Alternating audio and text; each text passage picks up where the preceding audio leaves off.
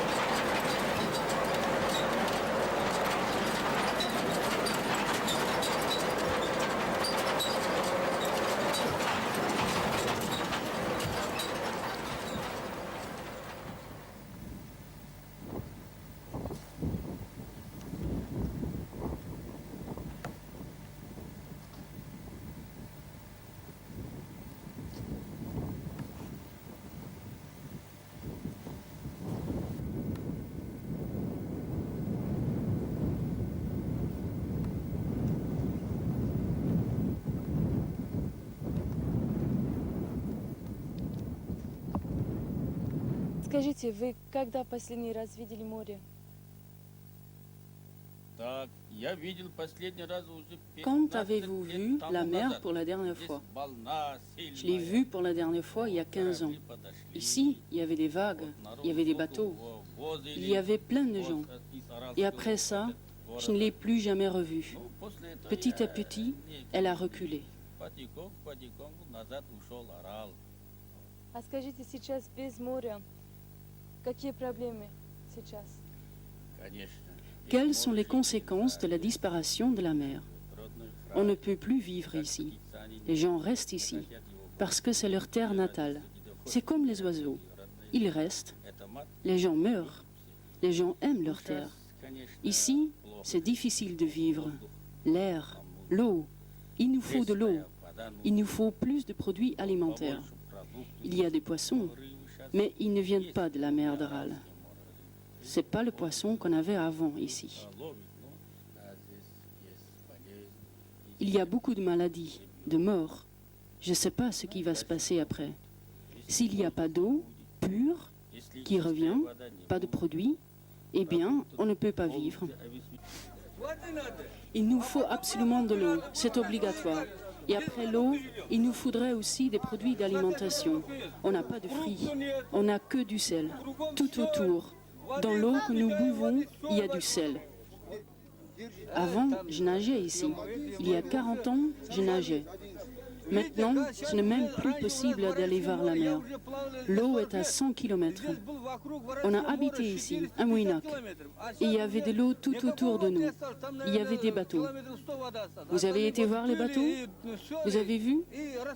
Tout est sec. Le vent souffle. Ce vent, c'est de la poussière et du sel. Et cela souffle toute l'année.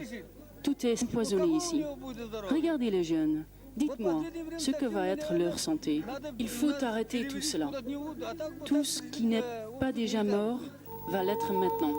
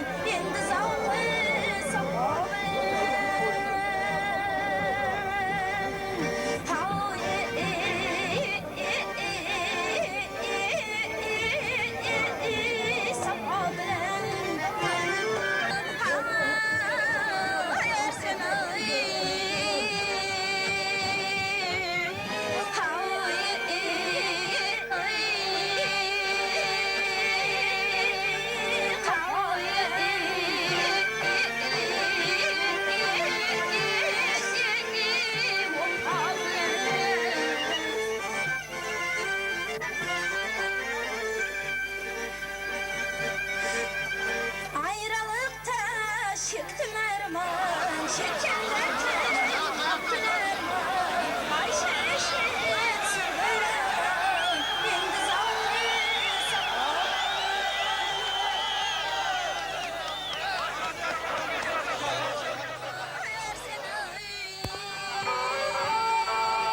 Aklıma buldun benim ağ. Bolcalar bolmaydın yaman bir kavuz sözüm var.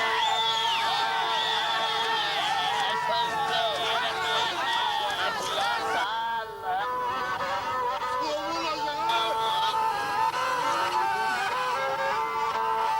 Vay veremimin aşasıdır.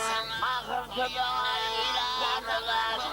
Akıllayı kullanmayı işte ulanmayı.